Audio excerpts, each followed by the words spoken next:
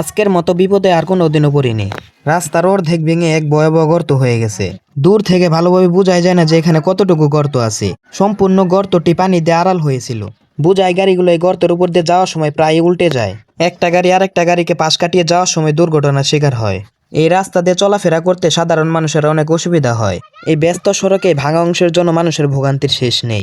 রাস্তার সাইডে মাটিগুলো ঢলে পড়ে যাওয়া এত বড় গর্তের সৃষ্টি হয়।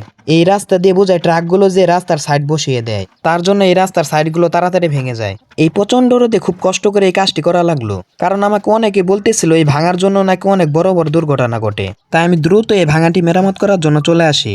আজকের মতো কষ্ট আর কোনোদিনও হয়নি। পানিগুলো সরিয়ে নতুন মাটি দিয়ে এই প্রচন্ড রোদের মাঝখানে ঢালাই দেওয়া লাগলো, কারণ কিছুদিন ধরে প্রচুর পরিমাণে বৃষ্টি হইতেছে। তাই জলদি করে এই কাজটি শেষ করতে চাইতেছি। তাই বাজার থেকে পর্যাপ্ত পরিমাণে সিমেন্ট, খোয়া, বালি কিনে আনি। আমি চাইতেছি এই ঢালাইটা যেন খুব শক্তিশালী হয়, সাধারণ মানুষরা যেন এই রাস্তা দিয়ে ভালোভাবে যাতায়াত করতে পারে।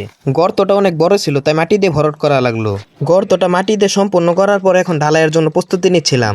ঢালাইয়ের জন্য পানি আনতে আজকে কোনো কষ্ট করা লাগেনি। কিছুদিন ধরে পর্যাপ্ত পরিমাণে বৃষ্টি থাকায় রাস্তার নিচেই পানি জমেছিল। সেখান থেকে পানি সংরক্ষণ করে ঢালাইয়ের কাজটা শুরু করলাম। ঢালাই করার সময় ঢালাইটা খুব পাতলা করে দিচ্ছিলাম, যাতে ঢালাইটা অনেক শক্তিশালী হয়। এই কাজটা করতে গিয়ে আমার শরীর পুরা ক্লান্ত হয়ে গেছে, কারণ মাটি কাটার পর ঢালাইয়ের কাজটাও আমার একাই করতে হয়। তাই আপনাদের সর্বোচ্চ সাপোর্ট দরকার।